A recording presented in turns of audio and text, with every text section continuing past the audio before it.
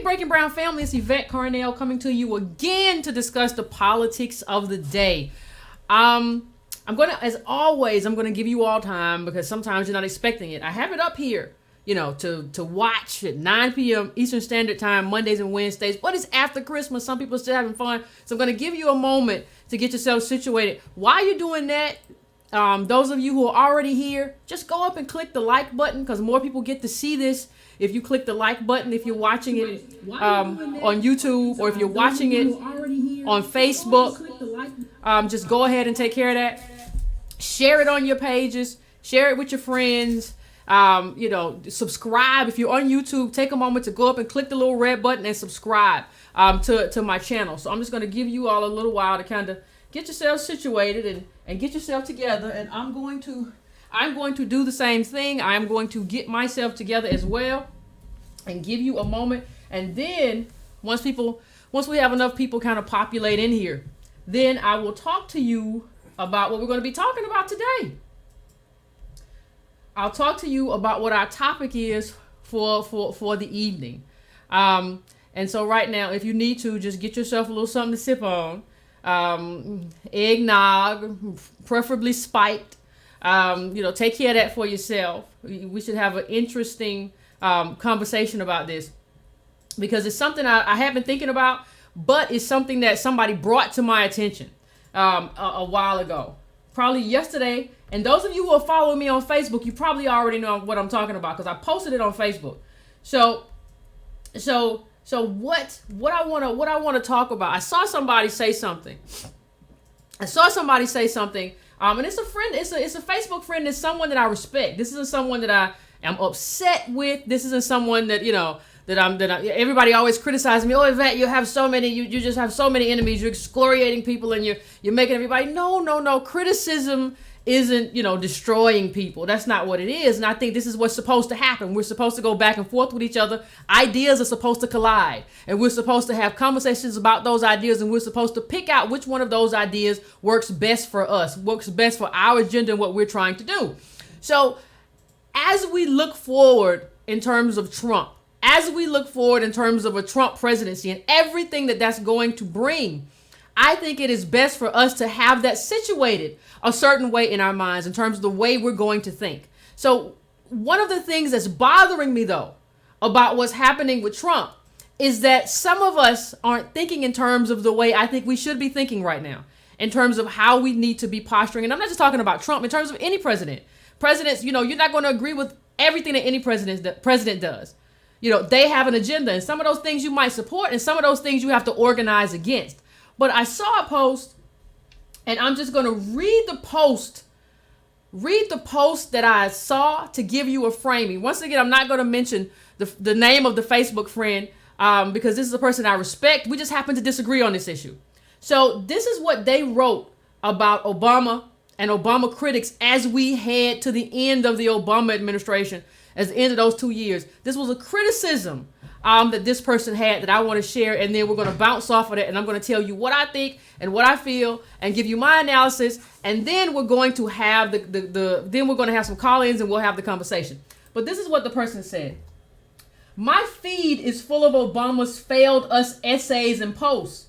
I have my own critiques, but some folks act like Obama failed because he was naive on white racism, raised white by whites, in the pocket of rich whites, etc. Some folks are acting like Obama was a messiah who simply refused to deliver black people from evil. This motif is becoming increasingly pronounced, I believe, because there is a fascist heading to office. Don't blame Obama. Let's blame ourselves.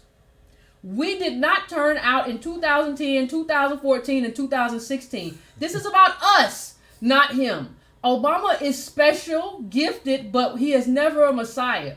We failed ourselves. Own stuff. Now, if this was just anybody, I probably would just let it go.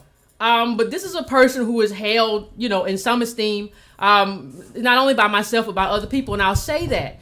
And one of the things that I'll say that really bothered me about this is putting Obama's failures on us. If you remember in 2010, I don't even think there was a lot of reason for people to come out And I'll be honest with you, I don't think I came out in 2000. I think I wrote something about not coming out in 2010. This was around the time that Obama was capitulating to the Tea Party and taking everybody's qualms into the consideration, believing that he was going to win everybody over because he was an ingratiating, charismatic, caramel-colored man. And that's what he thought. Now, here's the problem. The problem was it wasn't working, and he wasn't working on a progressive agenda. That was around the time his press secretary said he's not referred to the left liberals who are further left than the right wing of the Democratic Party as the professional left. You have his press secretary was openly mocking the left, right? And this is somebody that we were supposed to come out for.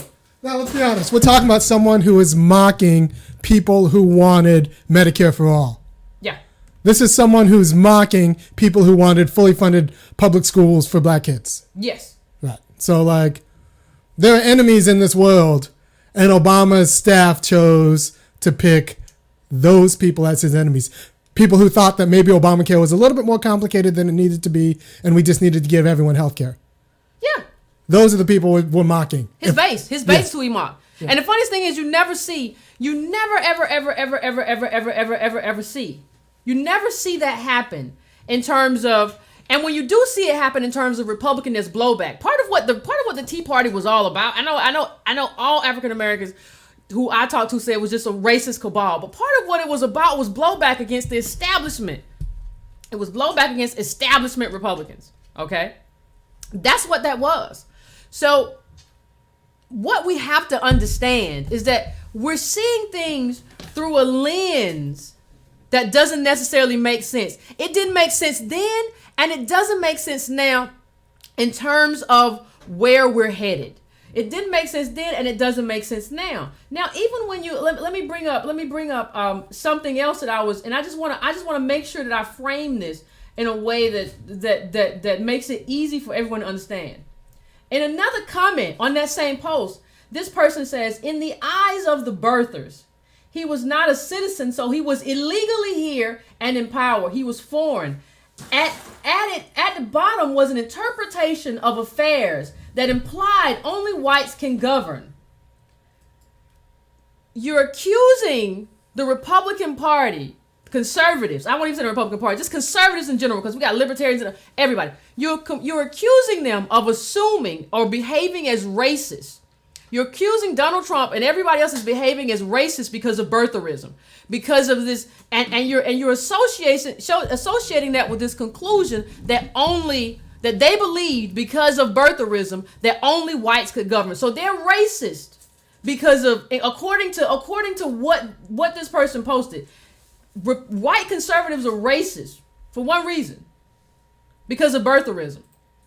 So Obama's presidency is an indictment, according to this person. Obama's presidency is an indictment on the entire conservative movement, on all Republicans and everything. And we're just to assume that they're all racist because of how they treated Obama.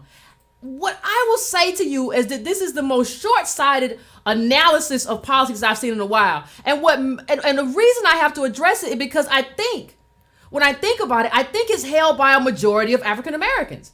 That we can say, because of how Republicans and Donald Trump treated Obama, that they are necessarily racist. Now, here is something that I will say, and there's if you had put up clip number 2 in a second. Yeah. I think what I would say is this. The first thing I would say is this.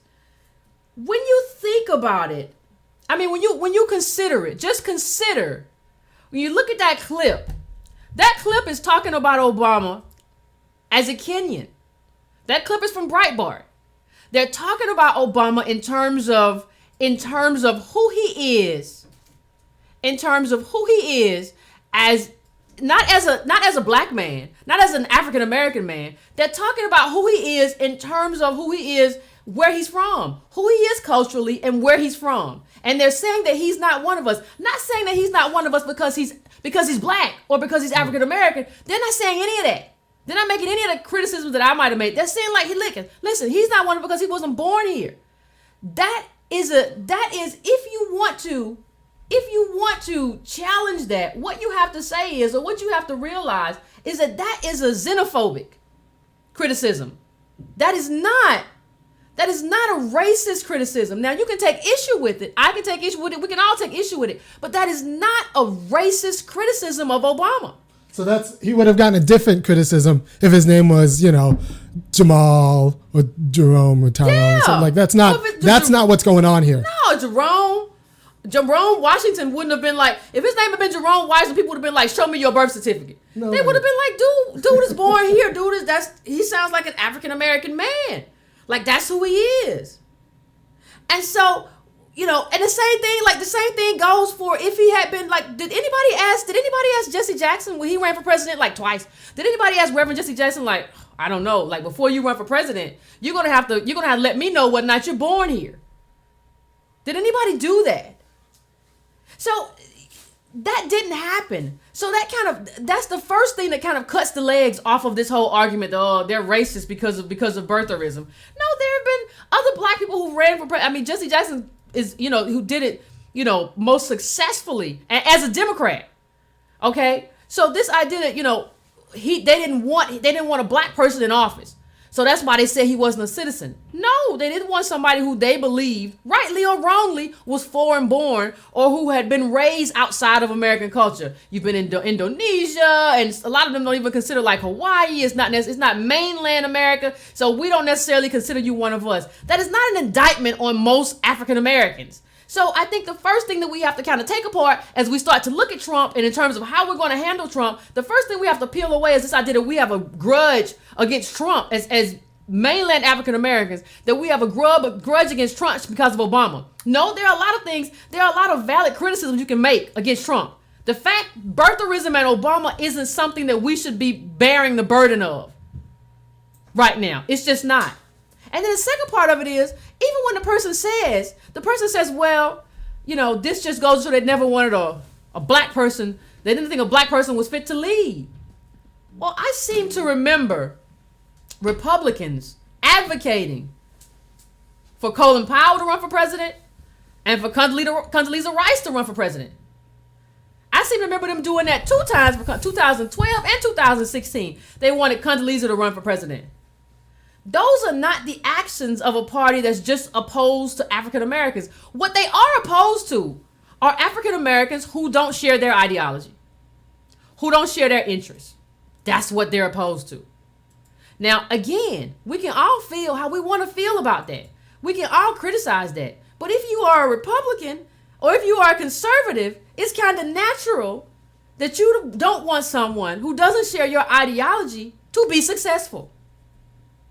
I just don't see how that's a misunderstanding. I just don't understand it. So this is actually a pretty sophisticated critique. Let's get this clear. You're saying that the Breitbart crowd, the Republicans, they didn't mind Obama because he was black. They minded him because they didn't know who is this guy, and we don't know who he is and what he's about, and we don't want him because he's different. And if they had a black guy who they liked, they would have been cool with that. Or a black woman that they liked or that they knew she's one of us, which Condoleezza Rice is one of them. Yeah. Yeah, it would have been a different critique. They are cool with it. Yeah. They love Condoleezza Rice. And this explains the former chair, right? Why Michael Steele got some shine and why Herb came. Yeah, they tried to make him chair the RNC. Tried to make him a rising star. A lot of stuff happened with, money misspent. I can't call it. I wasn't there. I don't know what happened. That's not our problem. Yeah, that's not our problem. But he got his shot. He got his shot, and it didn't work out. Right. But they're not trying to take down people just because they're black. They're trying to take. They don't listen. This is something that we tend to see. I try as best I can. To watch. To pay attention to Republican media, conservative media, just to kind of see what's going on. They, like a lot of these people, think the Democratic Party is a party of evil people. They think abortion is murder, and Democrats are changing the culture of the country. Everything from immigrants to just allowing people to do what they do all willy-nilly without any kind of standards of conduct and behavior. That's what they believe. If you believe that about a party, if you believe that about a political party, then you too will believe the party is evil. It doesn't have anything to do with the fact that he's Barack Obama. It has to do with the fact that I believe the Democratic Party is evil. And if you don't believe me,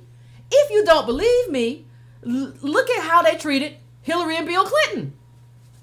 at my last recollection, these were two white people. These weren't black people. These were two white people. Let me just say this. You know,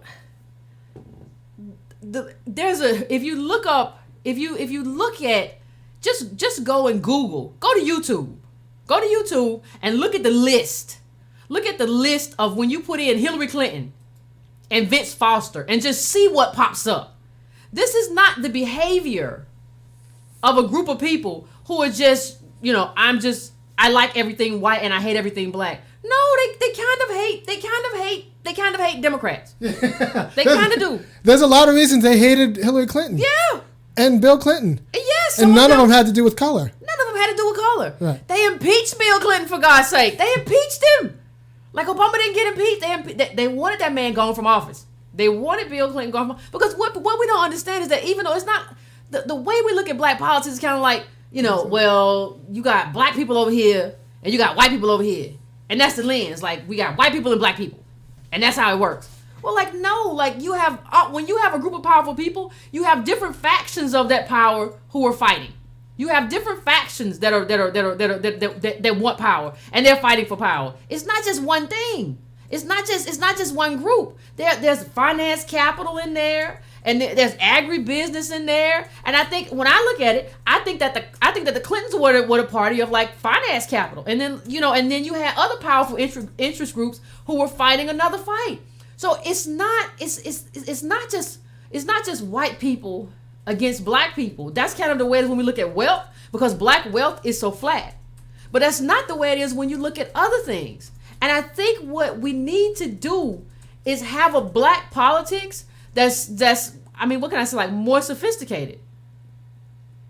I think we have to have a black politics that's more sophisticated than him white, he bad. Him black, he good. Like, that's not a sophisticated way to do politics. And it's not a sophisticated reason for standing behind Obama after he's, first of all, in the rear view, he's gone. He's gone. You don't judge Trump by what he did to Obama. Trump will be judged by his picks, his cabinet picks, his picks for judges, how those people, do their job. Like, that's what we organize for. That's what we organize against. That's how we determine our enemies. So, and I think, this idea that all black Democrats are our friends and all Republicans are our enemies. I remember I read a great story about how Congressman John Lewis, who we talked about a lot on this show, well, he was trying to get the museum. Remember he was trying to get the African American Museum? The funniest thing is, he didn't get a lot of help from Democrats. He just didn't. There's a great article, if you Google it, it's either the New York Times or the Washington Post, which talks about how John Lewis went about for a number of years trying to get the African American History Museum up and running. And the people who helped him out the most were Republicans. That's what I'm telling you. So this idea of everything a Republican does is awful, and everything a Democrat does is wonderful and to be celebrated is ridiculous. And I think this sort of thing of, we're the problem is, birtherism was just racist and blah, blah, blah. No, it's just not true. It's just not true. It's just not true. Like, we need to find a way to get our interest and to put money in black people's pockets. That's Ireland's case. That's what we always talk about. How do we do it? How do we do it? When John Lewis trying to get his museum, he was talking about how to get money in his pockets to get the museum up. So how to get money released from the government to get the museum up. I don't think John Lewis, it's funny. John Lewis talks so much about Democrats. And he's always talking about when he was on the floor doing that spectacle, that sit-in, he was all over there talking about how awful, the Republicans were, and they needed to vote, and people getting killed by guns. But who helped you, though? Who helped you get that museum up? Who did that for you? Those were white Republicans for the most part. There were only like a couple of Democrats that came through for you in terms of helping you behind closed doors to get the funding for that. Some of them were people you wouldn't necessarily expect. I wouldn't have. I was sort of surprised. It was one who was like a real, a sort of Christian zealot, I would have thought, in that fashion. But he helped out. He helped out. And so what that means for me is that birtherism isn't our problem. That's not our problem. Forget about it. It's not about us. We need to look forward in terms of Trump, in terms of what Trump is going to do. Obama's going to be fine.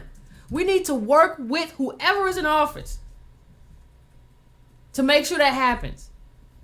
You know, and you know, there are some other great clips that show, if you go to like oh, by the way, if birtherism, if we're going to take that on as an issue to our collective ego, should we be pointing the finger at Trump? No. Birtherism did not begin with Trump. Like, how are you blaming Trump for birtherism? It didn't begin with him. Everybody knows. Like, there's been a great article. There's been articles in the Atlantic. There's articles everywhere about how this whole thing began with Hillary Clinton staffers, particularly Mark Penn, who started floating around the idea that Obama's anti-Americanness was kind of key in terms of, you know, making sure that people didn't necessarily vote for Obama. And this was something that was passed around in that little circle of, you know, sphere of influence. These are black people. These are your friends, the Clintons. Yeah. Saying, you know, the good way to go after this Negro. And it wasn't even just Clinton. May she rest in peace. But former Congresswoman Stephanie Tubbs Jones was on MSNBC. You can look it up. And I've talked about it before on this show, talking about Obama was dressed in the clothing of his homeland. And, you know, and she was talking about Obama when he wore like some Kenyan garb or something. He's dressed. She was talking, and the implication was clear that she was saying that he's not an American like us, right? So if you want to blame anybody for this birtherism and how it got kicked up, Clinton staffers opened that door. Now Trump ran through it and used it and helped use it to get himself some attention. He understood, you know, how this would play out, and he understood. Whereas the Clinton said, "No, we're going to let it go for a while." He understood, hey, this is good stuff. This could work for me. So Hillary Clinton opened that door. The only thing that Trump did was say, you know what, I'm gonna walk through it. So who are you blaming? Who you blaming? Do you really honestly believe that the Hillary Clinton staffers are like so much less racist than the people who work for Obama? Hillary Clinton is so much less racist. So Hillary Clinton, they're the people who there goes Obama in his Kenyan garb. Yeah, that picture came from the Clinton campaign. You remember it showed up first on Drudge. And Drudge spilled the beans. They said, we got it from the Clinton people. That's what Drudge said. He told them, they called and said, what do you got? He said, I got that from the Clinton people. They passed it on to me. He told on them. But but we're so unsophisticated in terms of how we do politics. We look at this and we say to ourselves, oh no, shame on Donald Trump. Shame on Donald Trump for doing this to our president.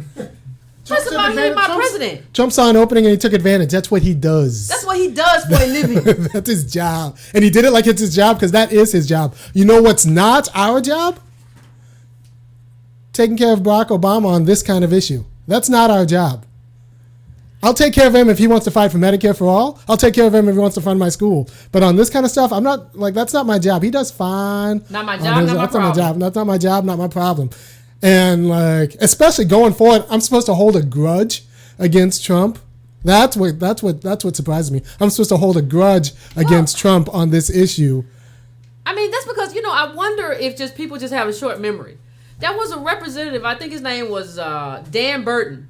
This dude, in order to try to prove that Hillary Clinton killed Vince Foster, who committed suicide, in order to try to prove that, this dude shot like a pumpkin or a watermelon or something. He did that to try to prove that the Clintons were guilty of murder.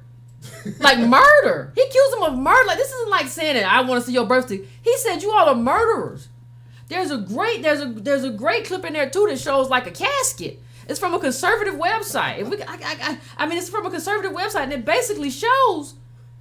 It's the weirdest thing. It's like Death Watch or something. It's like it's showing it like tying the Clintons to 33 murders. Now, I'm not saying this is true or untrue. I cannot substantiate the veracity of this claim because that DNC staffer that went missing is still, got shot in the back or something. It's still kind of curious to me. And I remember Julian Assange saying, well, our people are concerned because, people, have you all found out what happened to the DNC staffer that got shot in the back? And they said, well, Mr. Assange, are you saying that he was illegal? He said, I'm just saying that our people are concerned, and we are people that are concerned about their lives. Well, are you saying that he was? I'm saying that people get hurt in America. That's basically what Assange said. If and that wasn't something to me. It's something a little bit more. People get hurt in America, and they seem to get hurt when they, like, involve themselves with the Clintons. Releasing information. You start playing around with these little. You can start playing around with these little. What you call those little things we use over there? Those little things sticking in the computer. Those little USBs. You can start playing around with thumbnails, what you want, and send stuff to WikiLeaks. You're gonna find you dead on a DC street. Yeah, and nobody really nobody really wants to look at the Clintons' books. Like, nobody wants that. I don't want that in my life. I don't want to look at them. I don't want to ever see them. I knew they were bad. I knew they were dirty. I don't ever want to see them. And then and then someone releases them, and then all of a sudden they end up dead. I don't want to be part of that. You put them in front of me, I'm gonna take off running. I'm gonna beat you up. Like, if you put them in front of me, I'm gonna beat your ass. Like, that's how I'm not gonna do it. Don't be trying to put that in front of me that's connected to the Clintons. People showing up me. All I'm saying. And let me just say, don't. I have not seen anything. Don't come over here. Don't bother me. I don't want none of what you got. I don't want none of that. I don't want nobody to swoop down. No. All I think I know is that boy got shot. He got shot. There was another dude. What's the dude who filed a lawsuit? I don't want to on a tangent, but the dude who filed a lawsuit against the DNC, then he get found dead in his tub or something. He filed a lawsuit against the DNC for, like, tampering or something. Then he found it. I'm not trying to engage in any kind of theories, conspiracy, or otherwise. I'm just trying to tell you that I understand. Yeah, I understand how these articles come up. That's a lot of people around you having mishaps. People just fall dead all of a sudden for no reason, or they commit suicide, or they have heart attacks. You know, it's a stressful job, but I'm just saying I understand. But all I'm saying is that the conservatives have accused the Clintons of murder. So I have a question, right? Because you're kind of an expert. You lived in D.C. for a while. Now, you have a 27-year-old white guy in D.C., in the Bloomingdale neighborhood of D.C., who's fatally shot. From what I know of D.C., white guys don't go there, work for the government, and end up catching a bullet. No, they're not usually in the hood. He wasn't coming from the crack house. He wasn't coming from, like, U Street, and U Street has been gentrified. It's not even like the time of when I went to school. All that stuff's been gentrified now. But he wasn't in Southeast. Like U Street's at Howard University. He wasn't in Southeast nowhere. Like, I was in Southeast one time, and the FBI was doing stuff. This guy's from Nebraska. He wasn't nowhere near nobody was selling the. He was coming from his girlfriend's house, apparently, late at night, and got killed. And the last I heard, I don't think we ever got to the bottom of it. No, I don't think anybody ever got caught. He might be a WikiLeaks contributor, and he was definitely an employee of the DNC. And then on July 10th, he catches a bullet. He caught a bullet, a fatal bullet. He didn't caught. You know, you can take a lot of bullets a lot of time and live. Did you know that? You know that? You can take a lot of bullets and live. Like, if somebody stabs you in the stomach, you probably more, with a hunting knife or with, like, one of those tracker knives, you're more likely to bleed out. But people get shot a lot of times. I mean, what I want to know? There are a lot of questions I always have though. What those hollow points? Like, what kind of bullet he got shot with? And didn't he get shot in the back? Like, what kind of bullets? Were those hollow points? Did the bullet move around when it got inside of? I need to see autopsy report, but never mind. No, I don't. No. I don't want to see no report. It's okay. Money in black pockets. We don't need to. No, I don't want. I don't want anything to do with it. I get carried away. I mean, if I wanted to know what happened, I want the autopsy report, but I don't want to know what happened. Nope. I'm just telling you, the Republican Party accused these people of murder. They accused them of murder. So you're going to say that's worse? No, they're not just one murder. They got like 33 people up there in that clip we showed. That's like 33. They accused these people, the Clintons, of dozens of murders. Is that so? But they accused Barack Obama of not being a citizen. And automatically, that means that they hate black people. Like, and I got to say that, like, when it first started happening, I felt guilty to it too. I was like, oh, they probably just don't like Obama. They just, if I got, then you have to stick, at a certain point, you have to sit back and think about this thing. Like, you can't just keep, wait a minute. If this, would they do this, do I think they would do this to me? Do I think they would do this to Antoine? No, Antoine would have another set of problems, I'm sure. But it wouldn't be, they don't think he's a citizen. They would be like, you're not the right citizen to lead this country or whatever. But it wouldn't be like, you're not from here.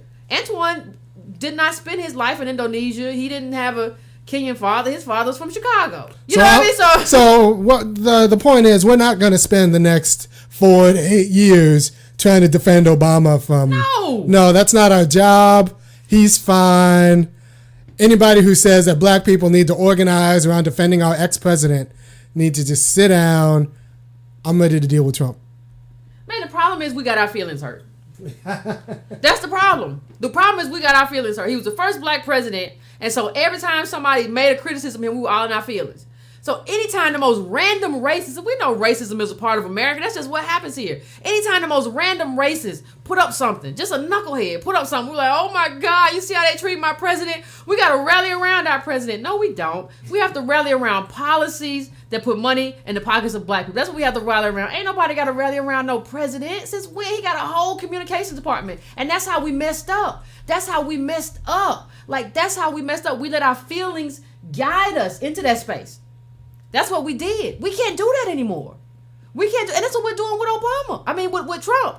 We're all emotional. Oh my God, he's going to be a fascist. They're going to bring back slavery. I'm going to be on a cotton field. Soon I'm going to be out there. Do you think if I really thought we were going to be on cotton fields, I would be like discontained? Do you really think so? That doesn't mean bad things are not going to happen. You can't never predict that. I'm not saying that. But do you think I see myself as fit to be on a cotton field? I wouldn't be erected. This is what they want you to do. Like, this is what everybody wants you to do. Because when you're driven by fear, that's awful politics. You're not going to think rationally. You're going to do stuff that's going to undermine your own argument. And that's what we're doing. That's exactly what we're doing. Well, we're criticizing Obama so harshly, because a fascist is about to come to office. Listen. You better talk to that. It's always strange people accuse people of fascism, and he hadn't done anything yet.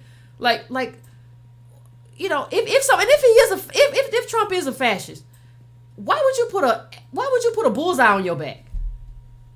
Like, why would you do that? Does that make any sense to you? No, because people know in some deep way that like Trump's not about that life. Like, he wants to put his name on everything. He wants to build things. He doesn't want to create enemies. He wants to be the great president. He wants to make a lot, and he's going to make a lot of money. He's going to try to turn this into money.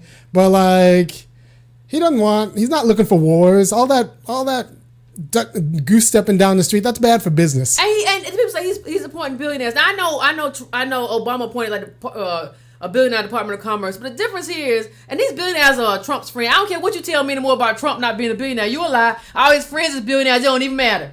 All your friends is billionaires. You're a billionaire. Because people run in the same circles. That's the kind of circles people run in. So that's who he tapped. He tapped people that he knew. If I get into something, I'm tap Iron, probably tap Antonio.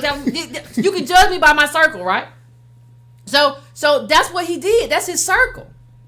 That's his sphere of influence. He's tapping people that he knows. I'm not being it right or wrong. I'm telling you that's like, oh my God. No, he's getting his friends. That's what everybody do. They get their friends. They hook up people that they know, except Obama. Well, he might not know. And he's going to make a lot of billionaires rich. Yes, richer. He's going to make himself richer. He's going to make himself richer. And you know what? When Citibank or Citigroup told Obama, hire these people, and Obama said... That's what he did. That's what he did. Because Obama said, well, these are the people I'm going to make rich, and they're going to make me rich. Yeah.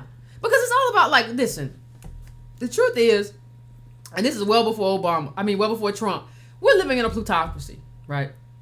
The rich people are running things. That's what's happening. But that happened even when Obama was president. The rich people were running things, but the difference is it was masked. When Obama was running things, when Democrats were running things, they masked the fact that rich people are running. Because you never knew. You never knew the Citigroup, until WikiLeaks did this, you never knew the Citigroup mapped out Obama's cabinet. If it had not been for WikiLeaks, you would never have known that. With Trump, you're going to know everything. He's not going to hide nothing from you. You're going to know that billionaires are running stuff. He's not going to hide anything. He don't care enough about hiding the one. No, he has an agenda, and he does not going to hide anything from you. He's not, and it's all. How do you want your plutocracy? Do you want it masked or do you want it unmasked? That's the key question. How do you want your plutocracy served? That's the key question. There haven't been no huge change. Only huge change is like, maybe like climate change. And that's a big deal. But I'm just saying, this idea that like, oh my God, they're setting up internment camps for me right now. I just don't think that's happening. No. And they've been warning me about internment camps for a long time. I don't even know what that's about. Well, you come out of an internment camp and either you're dead or you get a check. Like, that's what that's about. Because the Japanese got a check. I don't want to. Yeah, and saying like right now we didn't even get a check. So like maybe if they set up internment camps, maybe we'll get a check later on. I don't want to be there though. I don't want to be there. Yeah, no. And that's not the life we're looking at right now. That's not what Trump's about. No, he's not going to be good for the middle class, not going to be good for the poor.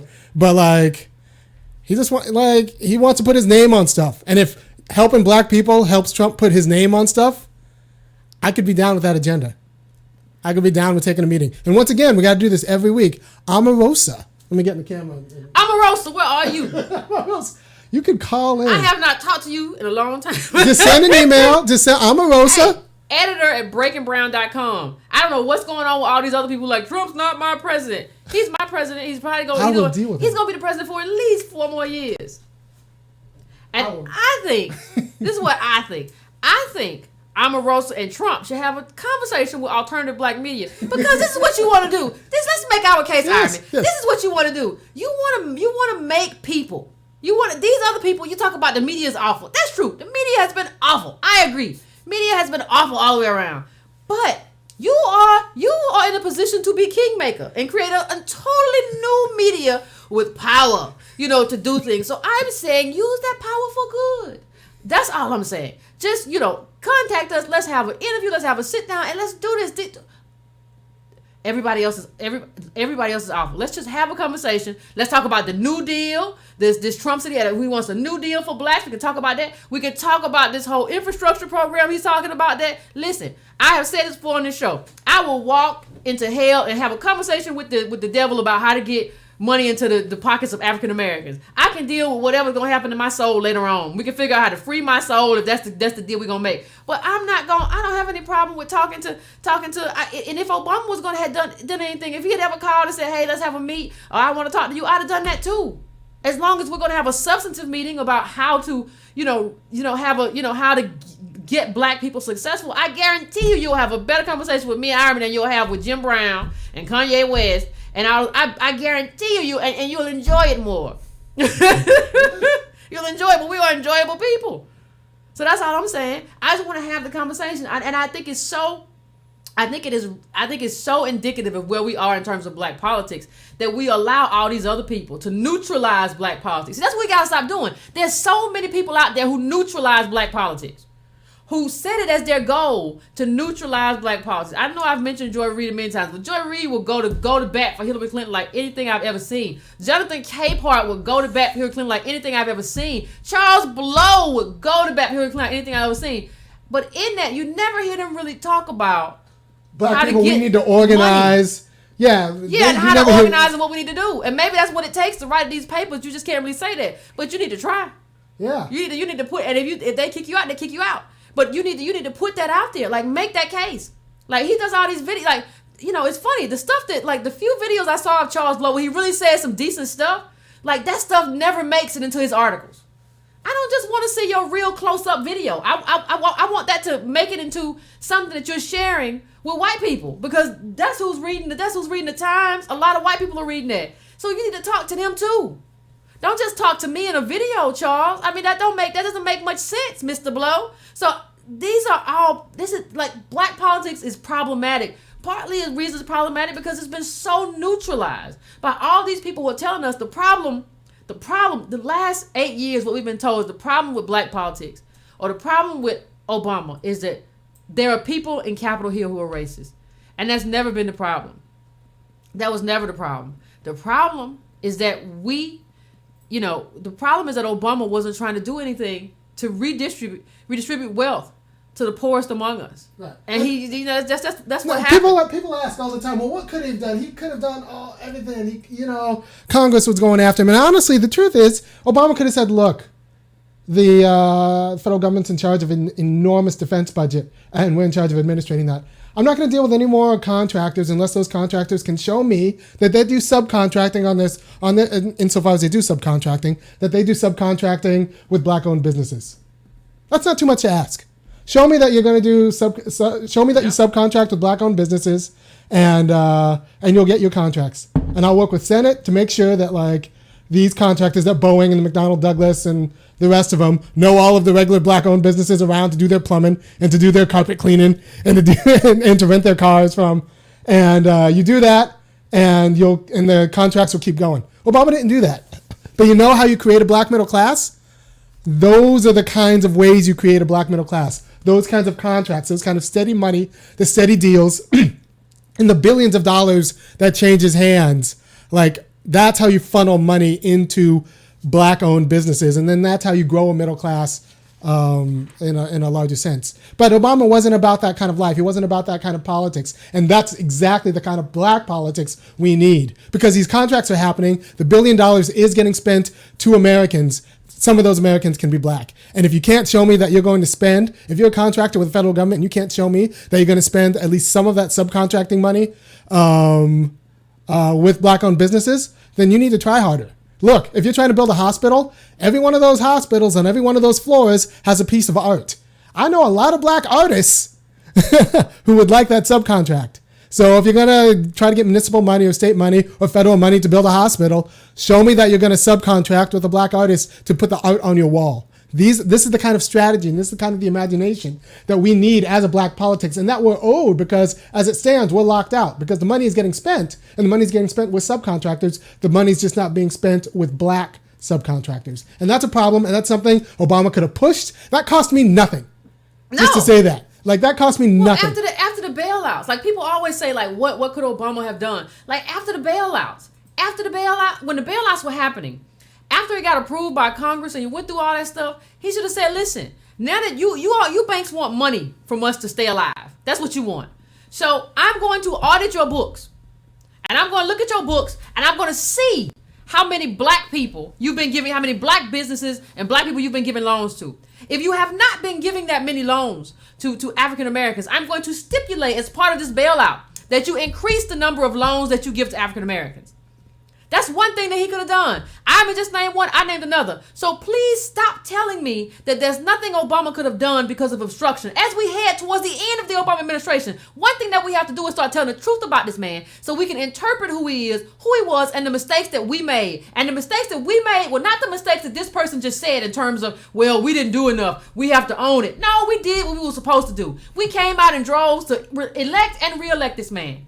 Okay, and if Obama had did what he was supposed to do in 2010, we would have came out in droves to make sure he had a Democratic Congress. But what this person said, and that they don't understand, is that Obama gave us Obamacare, which was a cobbled together piece of something. He gave us a cobbled together bill, which was a Republican bill.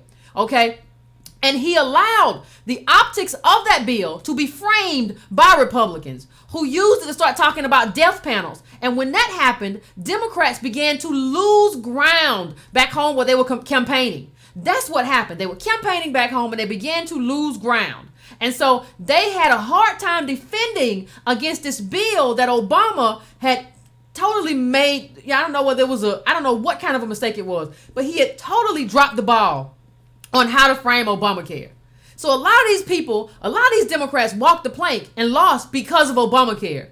So don't tell me about what we need to own. There are a lot of Democrats right now who are sitting at home who don't have a job because Obama messed up Obamacare. He's sitting there smiling. And you know what the irony of that is? What if Trump gets rid of it? So all those Democrats lost their job supporting something that's not going to even, remain law or the same kind of law going forward. That's just, it made no sense. And there were, true enough, there were some Republicans down south because of how Obama handled everything that didn't want Democrats. Now, some Democrats down south, who didn't want, some blue dogs who didn't want Obama campaigning for him. But there were other Democrats who wanted that. But Obama has always been very stingy with his political capital.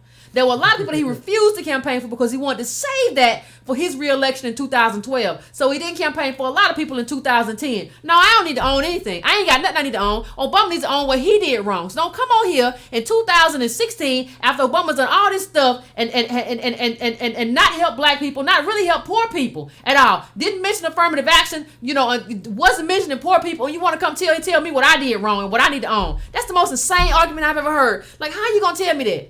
This is a man who still refers to the wealth gap. He's going out. He don't have no reason to lie now. He's leaving. But he still refers to the wealth gap being caused by slavery and Jim Crow as theoretical. And you're going to tell me to own what I did wrong. And you're not talking about this man. You saying I had a Messiah complex. No, there were some people who had a Messiah complex. That's true. It wasn't me, though. It was you. You told me, I got the article that I wrote in 2010 about this man. I had the receipts. But you told me I couldn't, Yvette, let's not say anything about Obama because, Obama has his hands tied now, with everything's going on in Republicans. You just got to support him. You just got to support him. And now what those people are telling me? Well, we just should have asked for more. That ain't what you said in 2010. You told me in 2010 to keep my mouth shut, right, and I was going to get hooked up in the second term. What are you talking about? Yeah, they told you, Yvette, don't ask for anything. That's so rude. How dare you ask your president for anything? No. You should just be happy that he is black and takes a good picture with his black wife and black kids in the White House. That should be enough for you. Listen, I had a woman tell me on Facebook, I never will forget it. I never will forget it because it began to frame for me how African Americans thought about Obama. And she said to me, I don't care what he does. As long as he still loves his black wife, I'm fine. So what you had... No. That's not how this works. That's not... No. He said what she said, though, Iron. That's what she told me. No. She told me. This man is in charge... is the figure of the biggest budget in the world. And we are the poorest people in America. No, I want more than a picture out of my president. No, she's living it's more than a picture. Let me tell you what she was doing. So what's going on here? She was living vicariously through Michelle Obama. Okay. This woman was living vicariously through Michelle Obama. A black man. Did you go around? I was around when Obama was a senator. And I remember going to an event. Who knows what I was doing, where I was at. I went to an event and Obama was there. And all the black women at my table were talking about, ooh, look at his swag. He got swag. Ooh, with his fine ass. That was the conversation. That was the conversation. Listen, black people, that can't be the conversation no more. That can't be the conversation. That cannot. And I'm happy. Look, I'm happy that we're going back to white people as presidents because y'all lost y'all mind. Black people lost their minds when Obama was president. We lost our minds. I had people who wanted to fight me. Because I was talking about President Obama. I was criticizing President Obama. That was a bridge too far. All right, but Jonathan Wheeler from YouTube says he can sing Al Green though. He sure can. That's all black people need. He can sing Amazing Grace too. Oh man, black people. Ooh, God, get up. I can't even taste the lead in my water anymore. You know what? Don't sing. Did you hear that voice? Don't sing Al Green, bro. Don't sing Al Green. The real Al Green is still alive. I don't need you, and if he wasn't, I could put on a CD. I don't need you to sing Al Green to me, especially since you admitted, according to Ta-Nehisi Coates, you downloaded black culture. I don't need somebody who downloaded black culture to sing Al Green. At least have somebody who's been listening to Al Green since they was a baby and just loved it. I don't need nobody who downloaded black culture to go up there and sing Al Green and sing to Michelle Obama and act like he always sings to Michelle Obama and that's just what he do. It's just so ridiculous. And the reason we're coming to a point where we're going to have President Trump. And I think before we get President Trump, we're going to have to have a reckoning with how we understood and interpreted the black presidency. Because a lot of people right now are lying like crazy. They're lying like crazy. They're telling us it was our fault. They're telling us everything was complicated. And we've said that from the beginning. The reason we do this show is because we have a lot of poor black people who are blaming themselves for being poor and being black. Yep. And that's the wrong blame, man. You don't need to blame yourself for being poor if you're black in America. And there's an entire industry. There's a large, lucrative, and maybe even growing industry. Well, the industry might... Jonathan Capehart, you don't see him very much and enjoy. Where you been? Maybe they're scared about. They bet long on Clinton and now they'd have no place to go. But there's an entire industry that tells black people to blame themselves for being in the condition that we are all in, as opposed to blaming the fact that everyone we know is a little bit broke and lying about how much money they have and lying about how much debt they have. The legacy of black poverty and generational poverty is as long as the legacy of white generational wealth in America. And it's a political problem that was politically enforced. And part of the way it's politically enforced, part of the propaganda and the ideology is that to use the media to get black people to blame themselves. Yes. Blame themselves. So when you got Oprah and Michelle Obama, Michelle sitting on a golden throne, and Oprah in her $10,000 glasses saying, black people, you don't let your wealth and your color define you. Do you remember what she got? Do you remember what was she? You just need to live out loud. I don't know what live out loud means. Somebody tell me in the comments, when was Oprah when she tried to buy that $30,000 handbag? and they told her to go out the store. Where Don't was let she your at? wealth define you. Don't let your color define you. Why did you let your wealth define you? Up when them white people told you couldn't buy that $30,000 handbag. Don't nobody need a $30,000 handbag, no way. But why did you let your wealth define you? Oh, where was she at, y'all? Where was she? Was she in Switzerland? Where was she at when them people told her to get out the store? Yeah, they didn't take her wealth seriously, and she got mad. She got all of her feelings about that. She let her wealth define her. She did, and I really could. I wish I could remember what. Because the truth is, Yvette, wealth matters. And the richest. How can you say this is the? Oh, how can you say in the richest country in the world? I don't want just the richest country in the world. The richest country that the world has ever known. This is the richest country that the planet Earth has ever known, and you're going to say wealth doesn't matter, or you're going to say we're looking at each other through wealth and through race, and those are things that doesn't matter. Because living out loud costs. They're telling me to live out loud. No, you just need to live out loud. Michelle Obama told me, and Oprah told me, you just need to live out. What? You know, it's expensive to live out loud, and we're poor, and everyone we know is poor. Living out loud takes capital. It takes investment. What does that even mean? Like 37% of I always say this number because it just drives it home. There are a lot of numbers rolling around in my head, but the 37% of black kids being poor drives it home for me. Like that just drives it home for me. And the poverty level is so low. The poverty level is bottom floor, like in the basement low. So what that really means, that's like more than half of black kids living in poverty, really. Like poverty is like family of four, like $27,000 or something like that. Like, come on, man. Like that's what we're doing. But let me stop right here and take a quick minute. If you're watching this show on Facebook, I want you to share it with your page, like it. If you're watching this on YouTube, also I want you to take the link and share it. Also subscribe and like it. And if you have a Twitter account, tweet it as well. We'd appreciate it. And you can also go to breakingbrown.com and make a one-time donation, or you can make a recurring donation for as little as $3 a month and just keep it rolling in. And you can cancel that at any time. So there's no commitment. I know I feel like one of those people who's trying to sell a sham wow. Yeah. You can cancel it anytime. But tell them why we want to grow. Tell them why they should tell their friends. Well, we're tell your friends, first of all, we're the only people who are trying to have like a nuanced conversation about putting money into the pockets of black people. About black politics, what it could be, what it should be. We're not talking about Hotep. We're not talking about Kemet. We're not talking about how you're Egyptian. We're not talking about any of that stuff. We're not talking about Black Hollywood. We're not talking about who just got money or who just put up an Instagram video. We're talking about how to make your family, our family, stable, financially and economically stable. How does that happen? That's what we're talking about. How do we make that happen? I'll be honest, I might want to talk a little bit about movies next week because like there are two movies coming out. The Fences sounds good, and then Hidden Figures. A lot of black people, a lot of black mamas are going to take their little black daughters to see that, and I support that. I don't watch movies. Well, I know Fences was the play. I remember that. Fences. So like those two actually look good. They might actually like help black people think about their situation in a better way. But for the most part, one you mentioned? It's going to be Fences and then Hidden Figures. It's about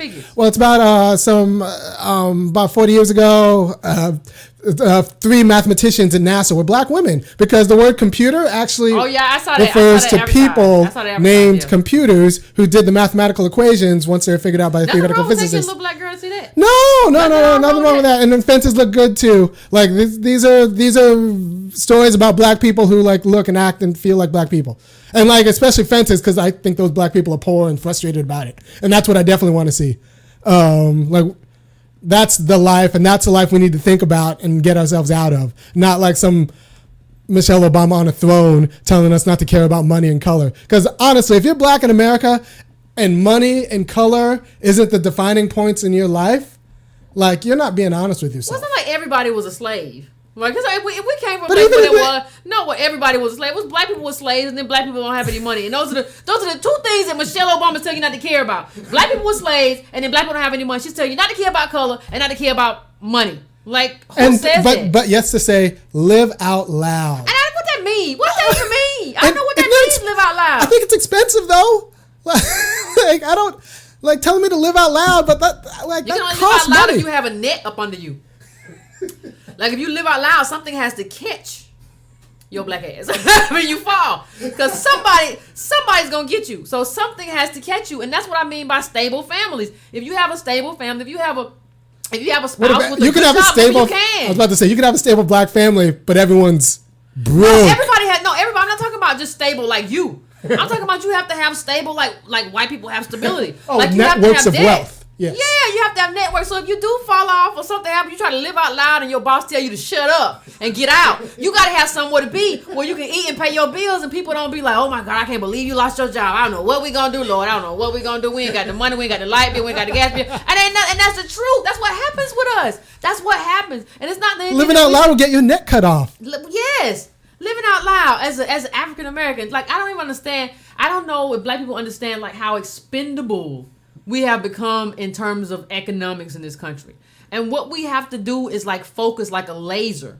We have to focus like a laser on exactly what we want and exactly how we get it. And that's why I've gotten a lot of, I want to say thank you to those who have sent me, the proposals for like what you want to see included on the Black Agenda. I have been looking at those. I was looking at those over the holiday. Real quick, where do people send those?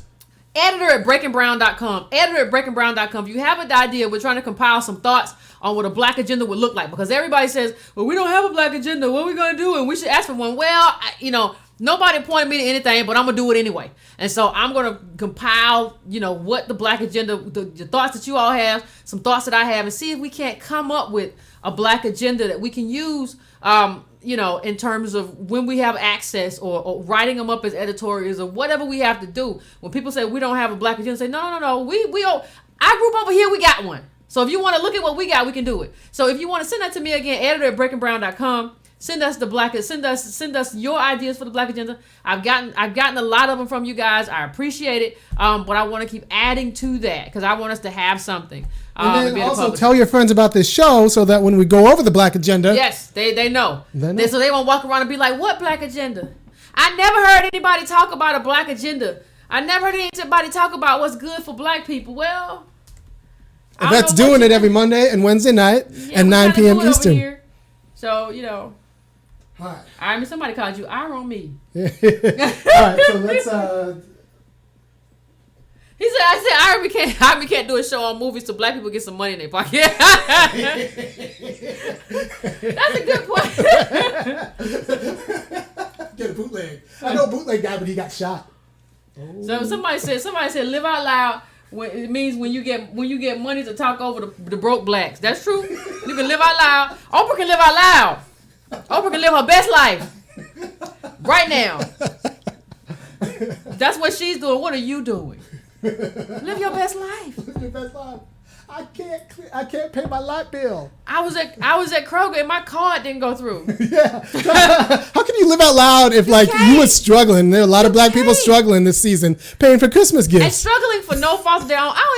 Let me tell you the truth. Tell me to live out loud. I'm trying to get Christmas gifts for my kids. If I had kids, I wouldn't even get no gifts. I didn't. I just wouldn't. It's not even the gift giving business isn't built for me.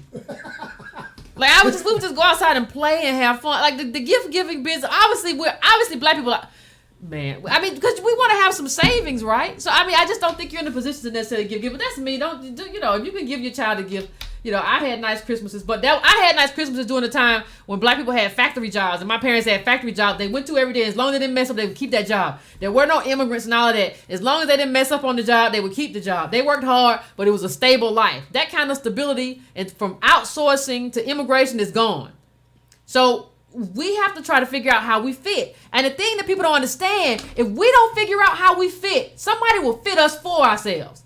If we don't figure out what we got to ask and how we have to maneuver to get back in where we need to be, to get some stability in our lives, some money in our lives, somebody will decide that for us.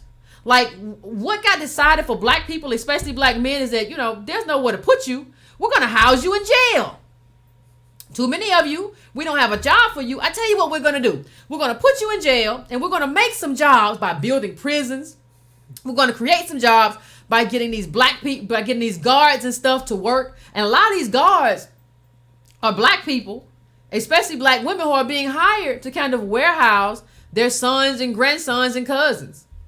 That's their idea for creating jobs and creating revenue. So if we don't decide ourselves exactly how we're going to deal with this, exactly what we're going to do, and we don't do it ourselves, we're going to have a problem. All right, so Brandon Hudson says, I tried to live out loud and my parents told me to get a damn job. Your parents is right. Look at my son trying to live out loud. They right.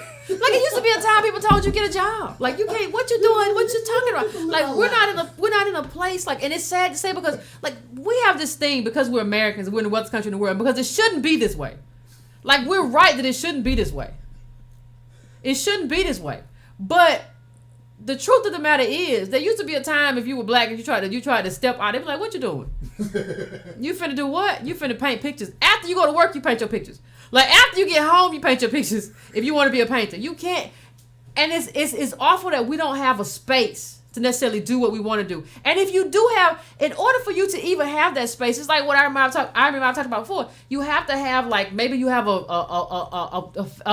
husband or wife or a partner who has a federal job. And they kind of are willing to do that. But I mean, let's get into it again. Let's be specific about this. And because I want to make sure this is on record. Black people, the best way for us to live out loud, I guess, is for you to get married and have one of your people have a government job. like get married, have one person has a government job, teacher, postal worker, although postal workers are on the outs now, and then like, you know, Obama's race to the top is trying to get black teachers gone. But like one person has a government job or an institutional job, and then the other person gets to live out loud. It's not built. America is not built for single black people. And you can't be mean to the person trying to live out loud. And living out loud don't mean I'm gonna be a rapper. No. If you want to be a rapper, you're gonna have to work an 8-hour job and do that after you get home. Live out loud means you're actually trying to start something. You're actually trying to build something. You know, you're actually trying to do something that requires your full day. You're actually trying to maybe you want to start a business, right? And you have some money. Like you as a black person have found some startup capital from someone or somewhere. You have a network of black people, or you know some white people, and they've given you some money, and you're saying, "Hey, I got this $50,000. I think I can do this. I have a plan. Give me a while to make it work." And then the other person can't be mad at you. They can't be mad at you for trying to live out loud. "Oh, I can't believe you still doing that. You still doing that business thing, huh?" You can't do that. That's not the way it works. Right. I know white people who've done that for years. Like the person has been trying to start a business for years. You might not have years. Things might get serious. That partner might get laid off, and you can't. And then at that point, you can't say, "I'm still be trying to live out loud." No, at that point, you got to get a job too. So our stuff is a lot more complicated in terms of what we have to do and how we have to maneuver. But what we have to start trying to do is we have to start trying to think it through. Right. All right. So SunCloud says something that actually gets right on point. He says, "Money is very important. Since the Clinton era, society has decided to let poor people die." Yeah. That's right. Yeah. So don't let money define you. But if you're broke, we ain't giving you any health care. Like you're gonna die. So like, yes, money defines us. Well, and that's true. Like when people say, "Oh my God, I can't believe that people in Flint, and not even Flint, like they come up with a if I had thought about it, I was gonna talk about it, I would have brought a list. But there are a list of other cities and counties that are drinking water with lead in it. Everywhere there's black people. Everywhere there's a congregation of black people, you got to wonder if there's lead in the water. You wonder, like, why are we drinking lead water? Well, because that's what you're supposed to do. And people say, "What do you mean, Yvette?" Well, because that's what they think poor people are supposed to do. Poor people all around the world are drinking dirty water. You go to any place to drink, they want us to drink dirty water too. That's what they want. Like they have decided that poor people are disposable. So, and they're asking themselves, what makes black people any different? All right, so here's the deal. SunCloud also said something very important. I think we can touch on this. He says, get out of poverty first and then worry about other people. And I want to say, I don't know if Yvette agrees, but I suspect you do. That's not how wealth works. Like one person can't get out of poverty. No. That's not real wealth. That's one person who escaped. Yeah, somebody's always going to escape. Someone's always going to escape. But that's not how real wealth works. Real wealth works when there's a network of stable people. And until wealth is not a property of individuals. It's a property of communities. So even if you are stable, but everyone else around you is broke, you're not wealthy. Like you're still fragile because you can't take a shock because all of them kind of depend on you. Real wealth is a matter of community. That's why our project, like getting contracts and building a real black middle class, is the only way you're going to build real black wealth. Because everybody needs to lift so that any one person can feel comfortable and can, like, I don't know, be their fullest self or follow their bliss or whatever Oprah tells white people to do. Lean in. Yeah, black people, don't lean in. Lean in, you'll get fired. You better do your work. So, like, real wealth is very important. Real wealth is not a property of individuals. Real wealth is a property of communities. So what we can do as black people is have a politics that's committed to building community wealth. And I think that's what you looked at. That's why I think that's the problem, right? The problem is we have a lot of black people who have kind of made it by escaping. They have made it by just doing whatever they got to do to get to the next level. And then what they say, the problem isn't even just they escape and they got to the next level. Okay, fine. I'm not anybody that's going to be upset with you for getting to the next level. But when you get to the next level, even though you did all that stuff to escape, and a lot of y'all did some grimy stuff to escape. Don't lie about you. A lot of you did some morally bankrupt stuff to escape. But then when you do escape, you get out and you tell everybody else, oh, they could do it too. You know, I just worked hard. You didn't just work hard. Nobody just worked hard. You don't ever tell the whole story about what you did as a black person to escape. These black people who you look up to, they never tell the whole story about how they got out. They never tell you everything they did that made them stay up at night, everything they did that eventually they don't care no more. They never tell you none of that. And so what we have to understand is that, first of all, some of those people are some morally bankrupt people. What we have to understand is what Army said. Wealth is a collective endeavor. And I think that part of the problem that we have in African American community too much is that we look at life. We look at life through an individual lens. Like I'll have somebody tell me, well, you know, I grew up in the ghetto and I didn't think that way. Or, you know, I grew up in the ghetto and I didn't get caught up in crime. So, you know, why does anybody else get caught up in crime?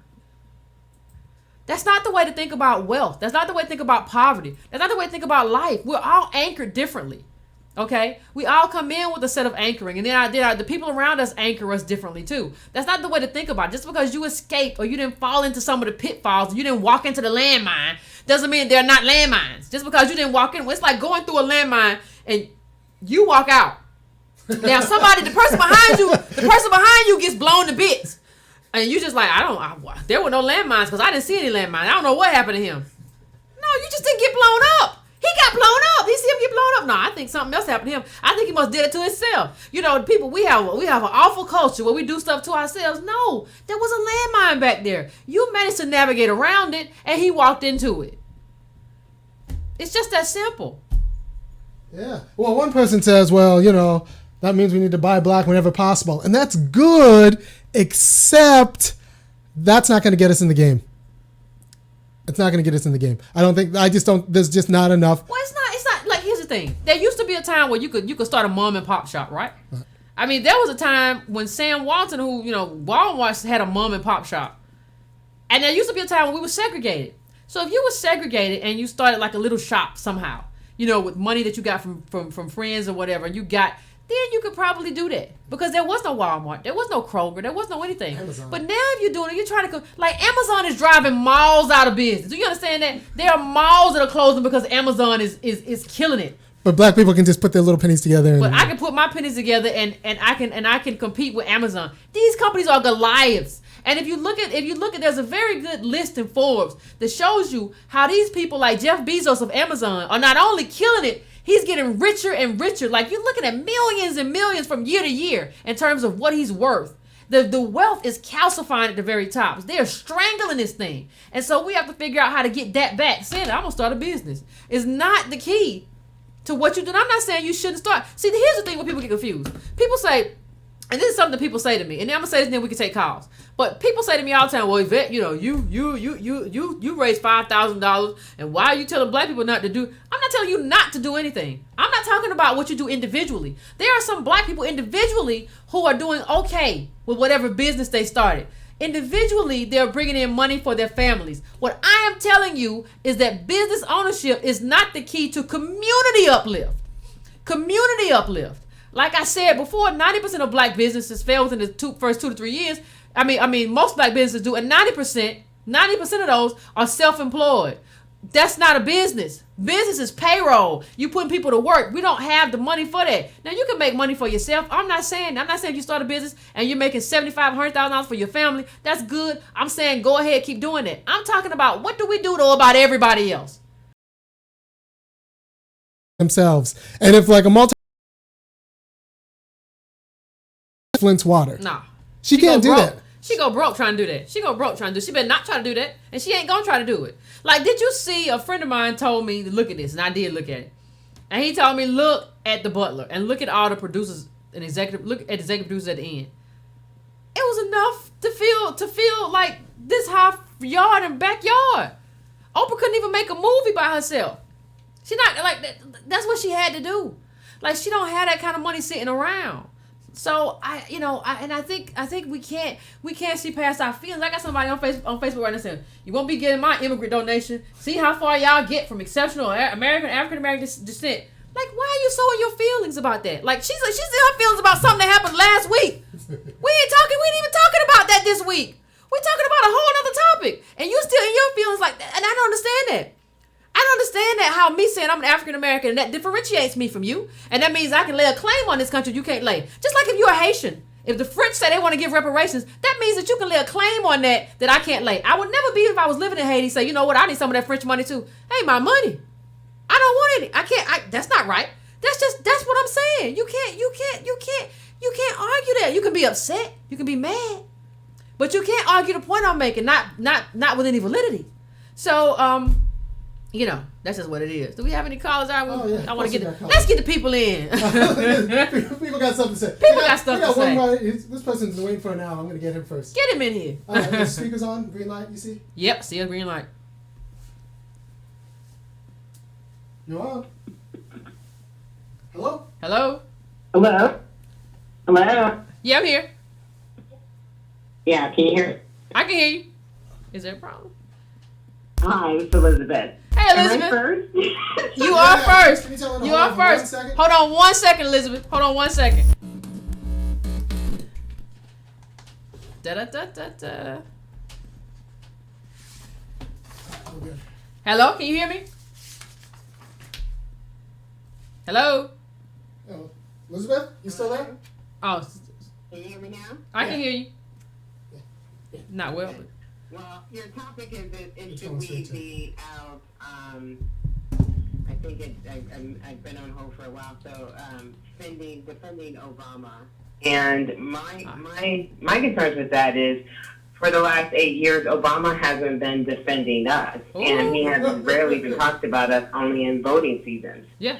So us pretending like this is the great savior of the Black Americans, which we should be saving ourselves, and stop depending on these fake politicians. I don't think we should be defending Obama. He didn't defend a rigged primary against millions of voters. He didn't defend us against the TPP, which was going to ruin even more jobs in our neighborhood. He didn't defend Flint. He didn't defend anything. He didn't get. He's pardoned 800 people in his whole entire 8 years, but that does not help the millions and millions of Americans affected after they leave prison, and those 700,000 that exit prison every year. So why should I be defending him? He didn't do anything to help me. Even Obamacare is awful. My copayment would be at $1,900 a month. Ooh. So there's nothing to defend. We need to stop defending these fake politicians who wear the color black, and that's all they do. They don't know. They don't go out in the hood. Obama's not out there playing basketball right now because he doesn't need our votes. So I'm not going to waste my time. I'm going to, like you said, you want to help with your plan. I'm looking forward to pursuing Donald Trump and his administration, because right now he doesn't have really good black leaders on his team, because a lot of black, supposedly fake leaders, and some, grassroots leaders or writers or bloggers or whatever didn't want to talk to Trump. And this is the best time. He's the most open about trying to help. He has a promise to the Black Americans, to Black America, and to Americans, period, to do better. So why not take this opportunity? Why shy away? We need better schools in our neighborhoods. We need housing, affordable housing that works for us. We need to crave down or carve down some of the violence in our communities. We need all of these things, and we need to be real with it. I don't care what package it comes in. If it's willing to listen to me and it has just what I order, I'm going to work with it. So I think we all need to just open our minds and think about the future for Black America. Think about the next generation of your children. The Democratic policies have done nothing but ruin these communities, and we have the opportunity to make change now. So I'm not defending Obama. He didn't defend me. He didn't defend anybody, but he defended, every other person or people who could lobby him, why our Black leaders just licked his feet and did nothing to represent the community. So thank you. Thank you, I appreciate Elizabeth. you allowing me to speak tonight. Huh? Thank you, Elizabeth. I appreciate it. Okay. I can't agree more. Like, I can't agree. Like, Obama went harder for TPP than he ever went on student debt, on single payer. He went harder for Hillary than he went on, like, the emergency legislation for Flint. Like, he went hard on some stuff. It just wasn't stuff that benefited us. Right. Like, I suspect that quite a few of our listeners still have student debt that they'd like to pay off. I suspect that our educated audience might have gone into a little bit of debt trying to get that extra piece of paper that America's been telling us we need. That we got to have, and we'll be successful if we get it. Right. So, like, if our first Black president had gone harder for a Black student debt bill than he went for the TPP, I think that would have helped Black people. I think it would have helped too, but he didn't go hard. Like, stop saying that, like, Obama couldn't go hard. Like, until Trump got elected, like, if you want to look at one good thing Trump did, if you can't say nothing else, until Trump got elected, Obama was pushing hard for TPP, and NAFTA wasn't good for us, and TPP isn't good for us. We need to have a show on TPP. Like, at some point, we need to have a show on TPP. TPP is not good for working people. Period. It is not good for us. But it's good for people who have money. It's good for capital. Capital holders is good for. Most Americans, Black or white, are not capital holders. Not in the amount that's going to be good for TPP. No, you have millions and billions of dollars. I got my $600 worth of stock. I got my $1,500 worth of stock. Take it up there and see what they tell you. They're going to tell you leave. But if you can go hard, so it's not like he can go hard for anything. He was going hard for TPP until Trump got elected. When Trump got elected, that's when he said, well, I'm going to give up on it. Because Trump had made it known, like, I don't care what you do. Like, if you get it in, I'm going to just undo it. So I don't even understand what you're doing. Like, I'm not playing that game anymore. So, like, all of these people who say Obama couldn't have done anything, he worked hard. What are they going to say when Trump does whatever the heck he wants and gets away with it? No, they're going to be like, well, see, he's a fascist, and that's what fascists do. They just barrel through stuff. Well, I'm okay with the fascist if he's gonna put money in Black people's pockets. How do you even know? Like, he's like, people like, how do you even know that he's a fascist? Like, I got in trouble for this. I think that's why I was on some show. I think I never come back. I don't think they'll invite me back because I was like, I don't even know that he's a like, how do you how do I know that he's a fascist? All right, so here's the deal. The argument from that's gonna be that, like, look, he liked it when Giuliani kicked all the Black people out of New York in order to, like, make it a nice place for white people. And, like, that was good, and that's what Trump's going to do to, like, all of America. Kick Black people out?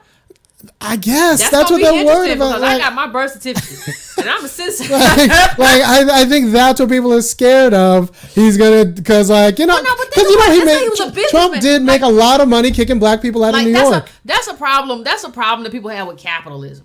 Like, that's a capitalist problem. The fact that the consumer gets what they want. So if they're rich white people who don't want to live next to Black people or Latinos or whatever, then they get that. They get to have that because capitalism is about who has the money. Like, I don't know if that's a Trump specific problem. Doesn't mean I'm in favor of Trump. I just understand how the wheels work. Yeah. I understand how the mechanism work. I understand how our economic ideology works. That's a problem. But the thing that's supposed to step in and correct that problem is government. Exactly. That's why we have government to step in and be like, you can't do that. You can't discriminate. You got to let this happen. You got to let this happen. Otherwise, here's what happens in business. If you don't, you can't say, well, Trump shouldn't have done. Like, what happens in business if everybody's doing it? People just compete.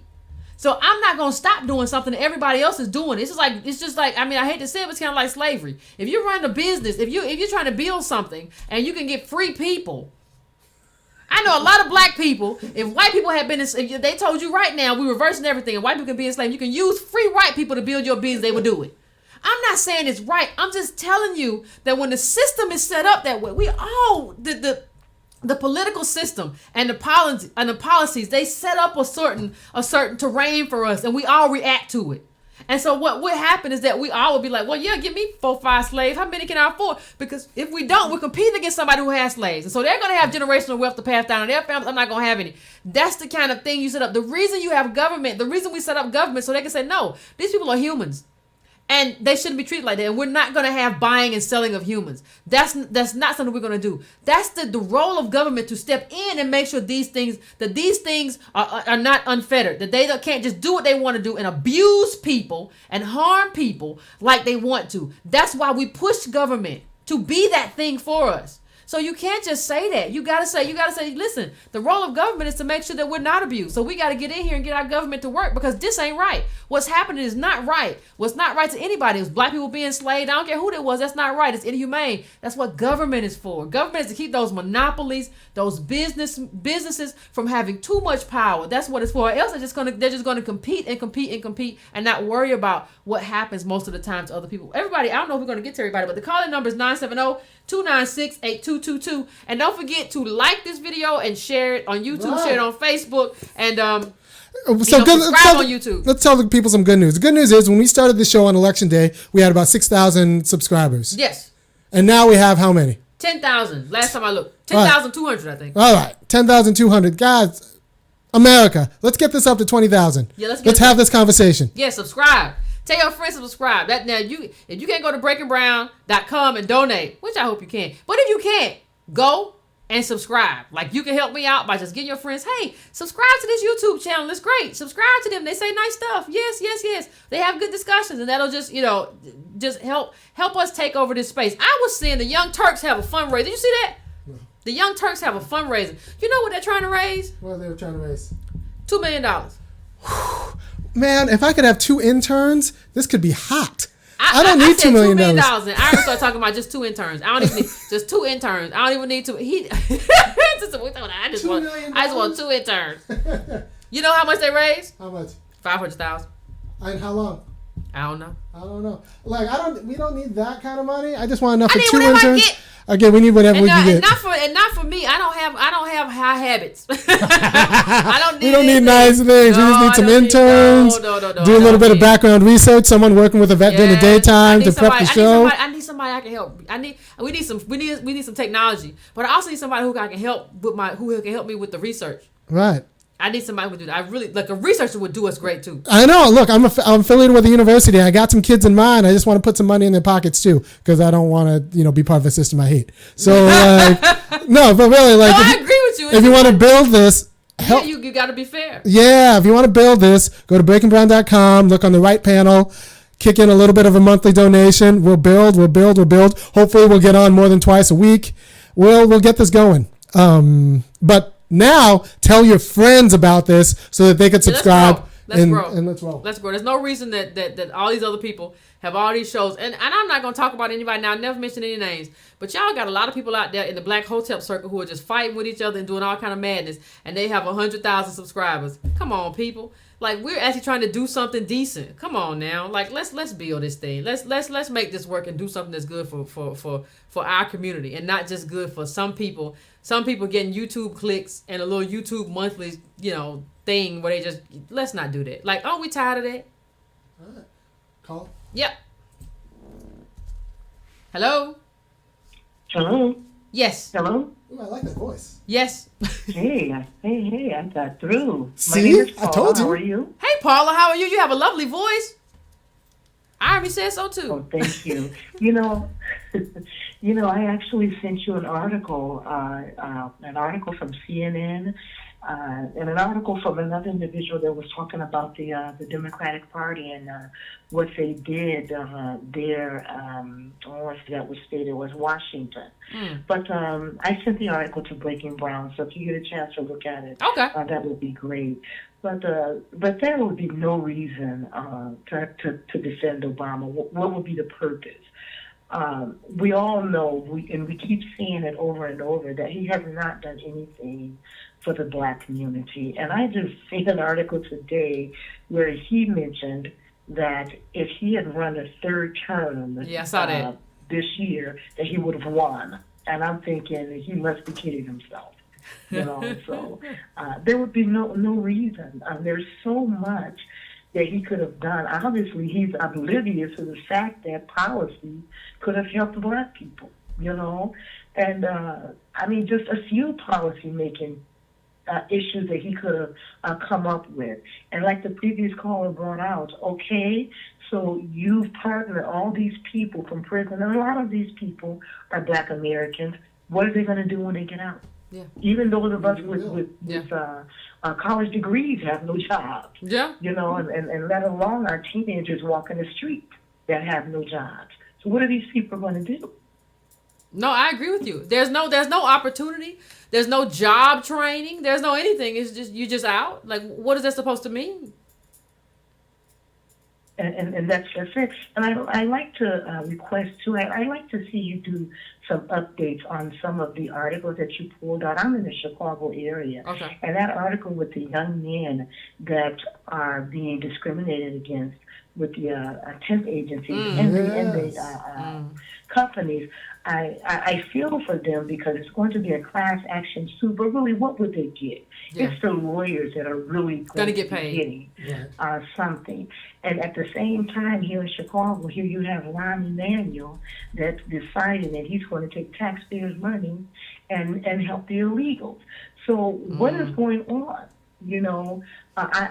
I continue to try to follow that story, but I'm not seeing anything else about the young men that are doing the suing.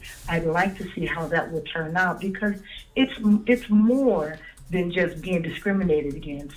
Their civil rights have been totally violated. They are Americans. They are Americans whose ancestors built this country. How could someone come here and say, we don't want them working here because we only want people that speak Spanish? Their whole civil rights have been violated. It's not just a matter of, you are discriminated against them. And it needs to go further than that. Somebody's eyes needs to be open to what is going on today. And that includes Obama. He's coming here to Chicago, and I'm just wondering how is he going to be welcome. I haven't heard any more about it, but he's supposed to make a stop here in Chicago. I mean, I won't be welcoming him, so I don't know who that might be. But no defending him. I'm done with him. Thank you. He can be cute all he wants. He can be cute all he wants. She said he can be cute all he wants. Oh, he knows he's cute. I know he think he's cute. Oh, look at cute old big smile and big teeth. Thank you, Carl. I appreciate it. She said something very interesting. She said, in terms of temp agencies where tell people about the story, they might not know. Oh yeah, I'm sorry. People, there was a story a while back, a couple of episodes ago. We covered it. And if you're on YouTube, you can look. There's a title in the temp agencies about the temp agencies not hiring or preferring illegal immigrants and immigrants in general, as opposed to African American workers. And in the story, there was a story of a Black man who said he stood up every day at the temp agency with his steel-toed shoes on, ready to work. And he became discouraged because every day he came in, he would come into the temp agency, and he would begin at the temp agency and see a lot of Black and Hispanic people, illegal immigrants, and then towards the middle of the day, he said it would just be Black people, like they just hadn't chose African Americans to go out on those jobs. And so they filed the African American men have filed a class action lawsuit, basically saying, we're being discriminated against, and it's true. As far as I can see, and that's what the caller was talking about, and that was in Illinois, and she asked a very good question. She said, "Well, what's going on?" And what's going on insofar as I can see, what's going on insofar as I can see is that African Americans in this country are being boxed out. The jobs that we used to do are being done by illegal immigrants. And, even some white people are being boxed out. But white people have some generational wealth and they're white. And they get mad and elect Trump. And they get mad and try to get what they want. Yeah. We don't get mad and try to get what we want. We get mad and be like, I want the Black man. So, people say, well, Black people, the Trump supporters are crazy. Well, I don't know that they're crazy at all, but one thing I can say about it is at least they're voting in their best interest. They decided what they wanted. They said we want these immigrants out. And then when Trump said I'm gonna get them out and build a wall, they said, okay, you're my guy. So what I'm saying is basically at least we have to start. If there's one thing we can take from Trump voters, those of us who didn't vote for Trump, it's that we should take our best interest to have that best interest at heart. And I'm concerned about the black man who shows up every day at the job with his steel-toed boots and he doesn't get to go to work. And he doesn't have an opportunity. Like, he's my main concern. And I have said this and I'll say it again. I think the number one, that doesn't mean we can't be concerned about other people, but the number one concern of African Americans should be other African Americans. And that's who I'm concerned about right now. So, and I think she said something else. What did she say? She said, she talked about citizenship. And I think black people don't understand. We don't have generational wealth, but we do have our citizenship. And until the people keep saying to me, well, the jobs are going to be mechanized, Yvette. The jobs are going to be robots soon. Well, until the jobs become robots, can a black person have it? Right. I would appreciate it. So. And let's talk about policy about, like, once they get out of jail, we need, like, it's a public policy problem. Now that we've taken these people away from their families, they have gaps in their resumes because they've been locked up. Like, what do? We need pipelines. We need apparatuses. We can do this. It's a public policy problem. We could build the infrastructure to get people from jail to work and prep them before they're released. But we just don't want to because that's not where the political will is. And we have the money to do it. It's just like we'd rather do other things. Nobody wants to do it. Because like a lot of the people are black people and a lot of the people, and almost all of them are poor. So like. Yeah, nobody cares about poor people, especially poor black people. Yeah. And that's kind of where we are. That's where we are. Except us. Like, that's pretty much what we do. That's kind of what we do. And that's kind of, that's kind of where we are. Like, so, I mean. Yeah, keep going. Okay. All right, let's go with this person. Hey, Colin. Hold on. Now. Hello? How you doing? Hello? Yes. Hello, Yvette. This is last week's young doctor. Oh, hey! I'm not gonna keep you long, but I have 2 points to make. So now, when you consider he's a med student, don't let him get ahead of himself. When you're applying to schools, a lot of higher education students aren't African American. I go to a school that's a medical school that's like literally in the middle of like a really, really poor neighborhood, and nobody from the neighborhood is in the school. That's every Ivy League school. I mean, that's like not everyone, but like they don't. Hello? No, go ahead. Hello?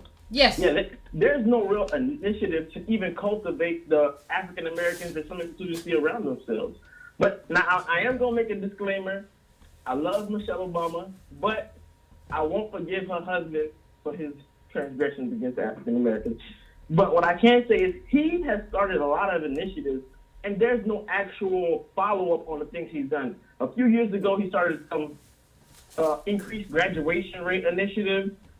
His wife started this health initiative of lowering childhood obesity, but there's really no backup information as to how successful those things were. So they put out a lot of some things that would affect some people, not necessarily targeted for black people, but even those initiatives themselves haven't really seen any success because if it was successful, they would have mentioned it. The fact that they failed to mention these things means that they either have no effect or really didn't put any initiative behind it, similar to the My Brother's Keeper initiative. So there's a lot of things that he has fallen or has allowed to fall by the wayside, and it's very disheartening, especially seeing that he was riding on the type of message of being African American. I think you're right, and I think listen. I would say when you say has he put any initiative behind it, I would say for me initiative equals money, because if you don't put any money behind it, it's probably not gonna go anywhere.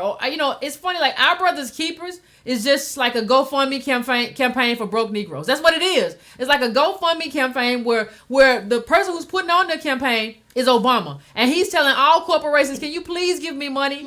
There is no tax money. There are no like communal resources. There's no redress to Obama's black initiatives. None of that. There's no money. Like the key thing you always need to ask is like how much money are you going to ask Congress for this? Yes. And if there's no money behind it, it's not going anywhere.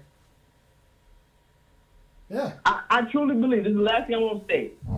If Obama had actually gotten one, because black people, generally speaking, as a society, we're so forgiving, even if he had gotten one thing passed that was targeted towards African Americans in some form or fashion, they almost, I feel like society of African Americans would have probably given them a pass. But, you know, he hasn't even done that. So we can't even reach out for anything to try to give him some leeway. No, we can't do anything. I totally agree with you. I agree wholeheartedly with you. It's just the most the same thing. You too, you have a good one. Somebody just told, one of my Facebook friends just told me that the store was in Zurich, Switzerland, that Oprah couldn't buy her $30,000 some odd dollar pocketbook. And you know what? She got mad. In Paris. There was nothing in Paris, but this one was the $30,000 pocketbook was in Zurich, Switzerland. It was in Zurich, Switzerland. And you know what? She got mad because they weren't letting her live out loud. Yes, and living out loud means buying $30,000 pocketbook. But you should not be worried about wealth because it separates us. It's divisive. But Oprah can go over there and get mad at somebody, and I didn't even. No, it's worse than that. We're supposed to be mad on her behalf too, as black people who care about. Give me 5, give me 2 minutes. Why in the world? Like this is another thing we have to stop doing. Allowing black people, black celebrities especially, to use our political capital, our black political capital, to do their bidding. Listen, our black political capital should be used for the collective. It should be used for all of us. It should not be used for whether or not Oprah is able to get a bag. It's bigger than just Oprah. She should not even have said anything about it. Obama did the same thing. If you don't vote for Clinton, you're letting down my leg. Me down. I don't care about you. I don't care about you. Like, we should care about each other as a collective. I don't care about individual Oprah. I don't care that you couldn't get a bag. And somebody said, well, you know, what do you mean? I think, what do I mean? Well, first of all, I think, didn't Oprah have a movie coming out? Whatever. I suspect her. But second of all, it means that when the person asks you about racism, you don't bring up something that happened to you individually, Oprah.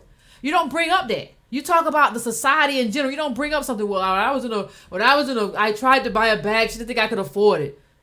Okay. Okay. I mean, why didn't you just show her that you could?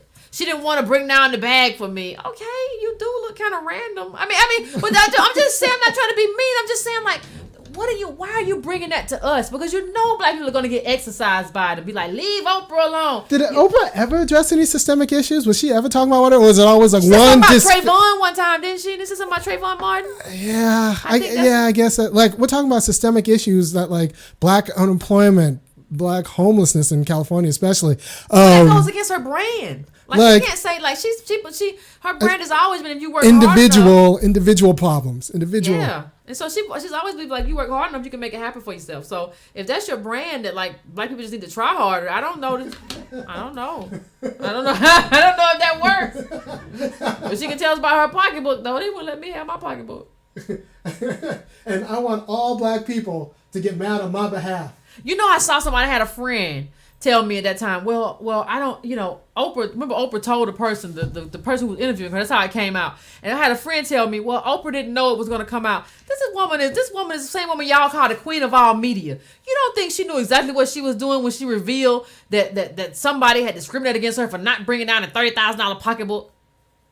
They probably don't bring down $30,000 pocketbook for hardly nobody. She probably ain't seen you on TV. It's Switzerland. It's not America where you on TV every day and you don't look the same without no makeup. So ain't nobody know it. Maybe didn't nobody know it. I mean, it was just this idea that that got so much media coverage. It got something that happened to one individual black person. Got so much media coverage. It got more media coverage than stuff that's happening to us collectively as a group in terms of us being disenfranchised and not having enough money. This one thing that happened to Oprah had y'all going crazy, and that's insane. Don't make no sense. All right, let's take it. Hey, how you doing? Pretty good. How are you? I'm all right. Hey, didn't Oprah basically when she built that school in Africa, they asked why did she build any schools in America? Didn't she say something to the effect that blacks don't want it hard enough? She said I need you. She said I need you to want it. She said I need you to want it. And the implication 14 million black families. Yeah. So we got 40 something million African Americans, and out of that 40 million, nobody wants it. Like, I mean, that's insane. Now, that's a suggestion. I wanted to piggyback off of what you were saying, and I'm just kind of getting so tired of every time I go on YouTube, or every time I'm reading an article, this blaming black people. Just like with we blame for Hillary Clinton losing. we're blamed for overt racism against ourselves. Just this past week, I was looking at a YouTube clip, a Facebook clip. And I don't know who this gentleman is, but I'm pretty sure Yvette and the other gentleman, you know who this guy was. He just got finished speaking with Boyce Watkins, and he's a proclaimed capitalist. They just so happen to be black. So he goes on this whole spiel about he's tired of blacks and victimhood, and how he was at some kind of meeting and it was all these tech jobs and nobody stopping black people from going to college and getting these jobs. But I'm like, sir, I mean, have you seen the articles where under Obama, Bank of America, if I'm not mistaken, Chase would deliberately giving black higher interest loans? I mean, when they did the study, when you send resumes out with a black sounding name, you was last to get hired even though you was qualified. Yeah. So, when these people come out with these, these feel good and also condescending beatdown on black people, and when it's coming from successful black people, I'm like, what are you talking about? And my thing is this: I don't think that these tech jobs that he's talking about that black people aren't going to school for, nobody's holding a gun to our head. How about there's not information in the schools? How about there's not guidance counselors in these high schools that's not directing African Americans to these fields? See, what I find, especially in my community, I'm from North New Jersey, and right now it's this thing where, if I'm not mistaken, it seems like the corrections field is hiring like it's no tomorrow. Yeah. Every 5 women that I meet, they're correctional, and nobody's making that correlation. So African Americans are either A, going, they're doing IT, B, they're going, a lot of women were going into the nursing field, that's oversaturated, and C, they go to college for social science degrees that ain't worth a hell of beans, but they can luckily get a state job, dices, or something on that field. So black people are going to college, and black people are out here busting their backside and trying. So I just felt that statement that gentleman made was just it was a half truth. We get painted as we're just lazy, we're not trying.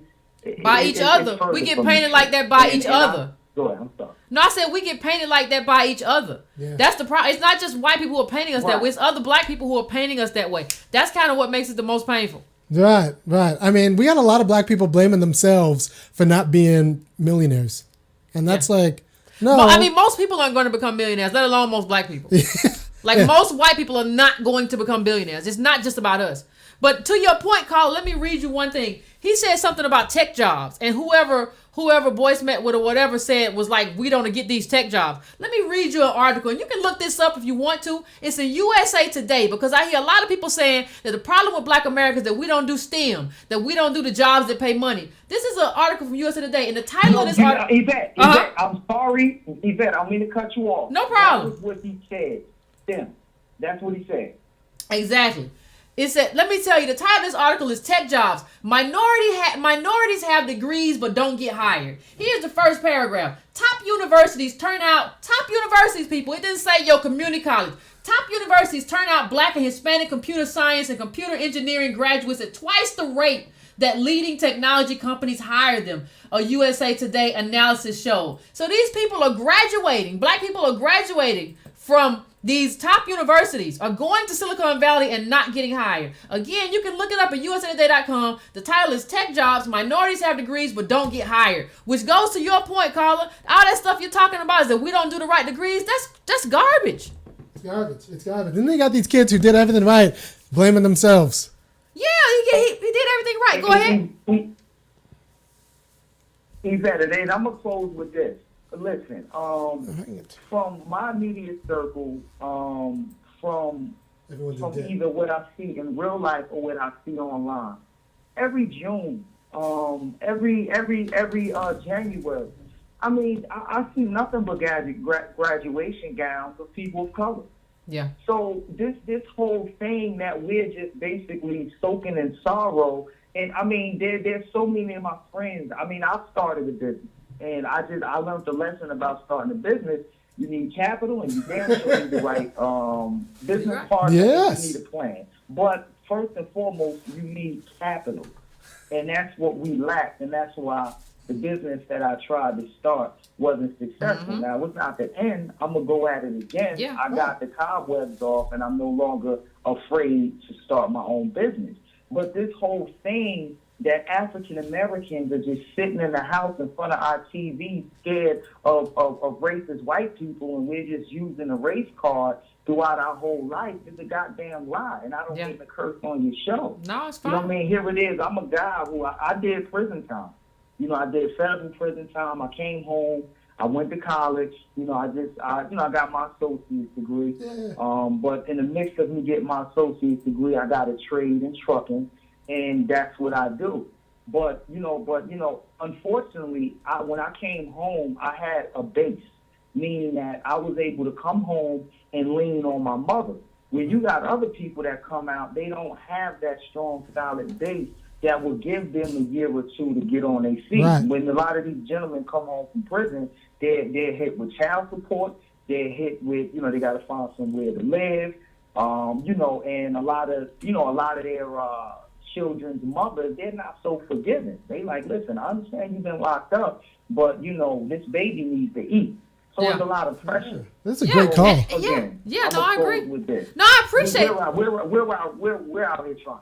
I agree, Carl. I appreciate that. Thank you for that call. That was a great call. That was a great call. I think part of what happens too is that you have people out here making people ashamed. I was listening. I always try to get around the interwebs, not because I learned anything. I usually lose a few IQ points when I go around. But I was listening to somebody, and they were a fairly popular YouTube person. This guy was calling in, and he was telling them, like, at some point in the conversation, he told the host, I don't have a car. My other car broke down. I haven't gotten another one. And the host was like, "Oh man, you gotta have a car. What's wrong with you?" I mean, we've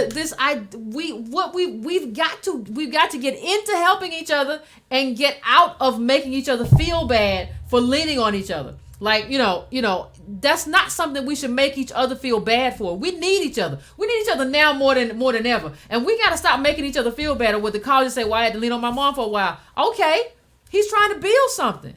One more, or was that the last one? No, he was trying to build something good, and there's nothing wrong with it. There's nothing wrong with that. There's nothing wrong with doing something or leaning on somebody as long as you're moving forward, as long as you're trying to do something. There's something wrong with just laying on the sofa and not doing anything and being lethargic or being lazy, but there's nothing wrong with leaning on each other. We need each other, but we got this whole thing. I think we're still in the mindset, of, oh, well, I gotta be just like these white people down the street. No, you all can be in the same house. You can lean on who you gotta lean on. You can do what you gotta do to get where you need to go.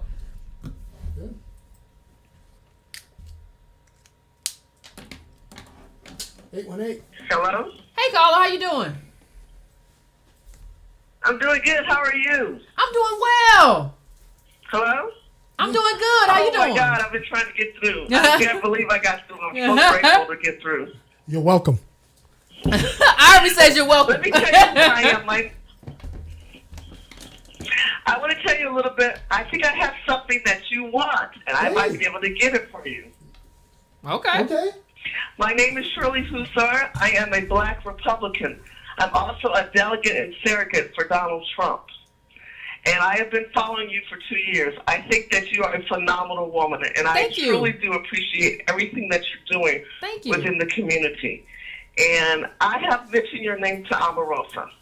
Yes. So there are those who are in the Trump transition team who have access, who have been helping you. So I want to let you know your name is out there. Thank you. You know what, Carla? You've made my day. You're so wonderful. You don't even know me personally, and you have mentioned me to Omarosa. I thank you. That is so wonderful. I want you to know I appreciate you. I appreciate you.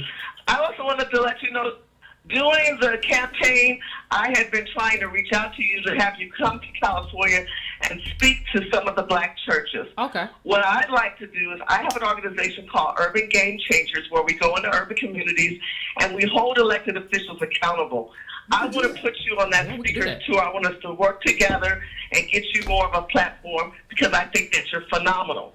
But here's the key thing that I think that can help you get to Omarosa. Okay. If you're able to do it. Okay. Omarosa's focus is an urban renewal agenda. Remember that. Okay. The urban renewal agenda that Okay. has to do with safety in the community, high-paying jobs, and great education for African American people. When putting together your legislation and your proposed conceptual ideas, you need to picture it. Would you please look at it? Have your people constantly tweet her. To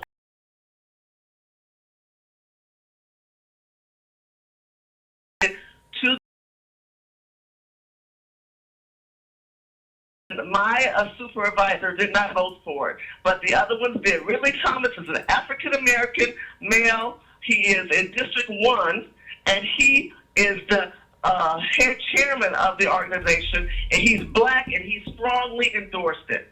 Janice Hahn, whose father's name is Kenneth Hahn, who's all throughout the city of Los Angeles, she strongly created the bill with another supervisor. So I just want to let you know we are suffering, that black people in California are under siege by these unskilled illegal immigrants. We need you. Listen, Yvette. We need you to come to California. Listen, listen. Churches. If you, I want to get you on the street. Hey, if you email me at editor@breakingbrown.com, put in the title, I'm down. I'll come out. I'll come. It's finished. Just all you gotta do. I already emailed you, and I said, what's your name? I know Omarosa. You can Google my name. My name is Shirley Husar, Husar. You can follow me on urbangamechangers.com. I want to get you out there more than you ever could believe. You are on point in everything that you're saying, because the illegal immigrant, the unskilled, I love when you said that, the unskilled labor that come here, we don't need any more of that. We just don't need any more of that.